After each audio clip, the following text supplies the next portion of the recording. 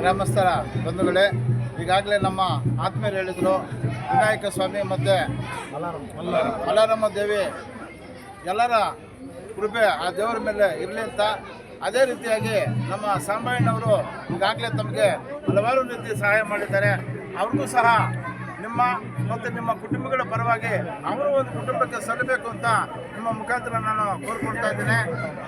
ಬಂಧುಗಳೇ, ಈಗಾಗಲೇ ನಮ್ಮ ಮಧು ಸರ್ ಹೇಳಿದರು, ಏನು ಸಾಂಬಯ್ಯ ಸರ್ ಇದ್ದಾರೆ ಈ ತಾಲೂಕಲ್ಲಿ, ಅವ್ರದ್ದು ಯಾವೂ ಅಲ್ಲ, ನೇಟಿವ್ ಪ್ಲೇಸ್ ಅಗ್ರ. ನೀವು ಅಂದ್ಕೊಂಡಿರ್ಬೋದು ಯಾವುದೋ ಬೆಂಗಳೂರು ಅಂತ, ಬೆಂಗಳೂರಲ್ಲ, ಅವ್ರ ತಾತ ಮುತ್ತಾತಂದೆಲ್ಲ ಅಗ್ರ. ನಮ್ಮ ಪಂಚಾಯತ್ ಪಕ್ಕದಲ್ಲಿ ಅಗ್ರ.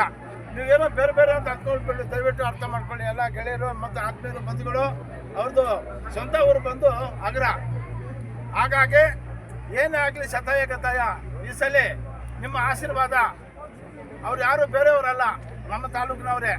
ಬೇರೆಯವರೆಲ್ಲ ಕೆಲವರೆಲ್ಲ ಬರ್ತಾ ಇದ್ದಾರೆ, ಓಡಾಡಿ ಬರ್ತಾ ಇದ್ದಾರೆ, ಅದು ತಮಗೂ ಗೊತ್ತು ಹೇಗೆ ಅಂತ.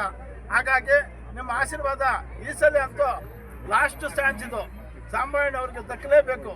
ಶತಾಯ ಗತಾಯ ನೀವೆಲ್ಲ ನಮ್ಮ ಜನ ಅದು ಹೆಚ್ಚಿನ ಇರುವುದರಿಂದ ಈ ತಾಲೂಕು ರಿಸರ್ವೇಷನ್ ಆಗಿದೆ. ಹಾಗಾಗಿ ನಾನು ನಿಮ್ಮಲ್ಲಿ ಕೇಳ್ಕೊಳ್ಳೋದು ಇಷ್ಟೇ, ನಾನೇನು ಅಪರವಾಗಿ ಏನು ಮಾತಾಡೋದು ಇನ್ನೊಂದು ಹೇಳಬೇಕಾಗಿಲ್ಲ. ನಾನು ಸ್ಥಳೀಯನೇ. ಯಾಕೆ ನಮ್ಮ ಸಾಂಬಯ್ಯನವ್ರ ಬಗ್ಗೆ ಹೇಳ್ತಾ ಇದ್ದೀನಿ ಅಂತಂದರೆ, ಚೈತನ್ಯ ಇರ್ತಕ್ಕಂಥವ್ರು ಒಳ್ಳೆ ವ್ಯಕ್ತಿ, ಏನು ಬೇಕಾದರೂ ಸಹಾಯ ಮಾಡಬಲ್ಲರು. ಹಾಗಾಗಿ ಇರ್ತಕ್ಕಂಥ ಮನುಷ್ಯನ ನಾವು ಆಯ್ಕೆ ಮಾಡ್ಕೋಬೇಕು. ಯಾರನ್ನೂ ಆಯ್ಕೆ ಮಾಡಿಕೊಂಡು ಏನೇನೋ ಮಾಡೋದಲ್ಲ. ಈ ತಾಲೂಕಲ್ಲಿ 360 ಹಳ್ಳಿಗಳಲ್ಲಿ ಅಪ್ಪ ಸುತ್ತಾಡಿದ್ದಾನೆ, 360 ಹಳ್ಳಿಗಳಿಗೂ ಸಹಾಯ ಮಾಡಿದ್ದಾನೆ. ಇದರಲ್ಲಿ ಎಣ್ಣೆ ಮಾತಿಲ್ಲ. ಬಹುಶಃ ಸಹಾಯ ಮಾಡಕ್ಕೆ ಬಂದ್ರಿಗೂ ಅವ್ರಿಗಿಲ್ಲ ಅನ್ನೋ ಭಾವನೆ ಇಲ್ಲ. ಆ ಥರ ಮನುಷ್ಯ ಯಪ್ಪ.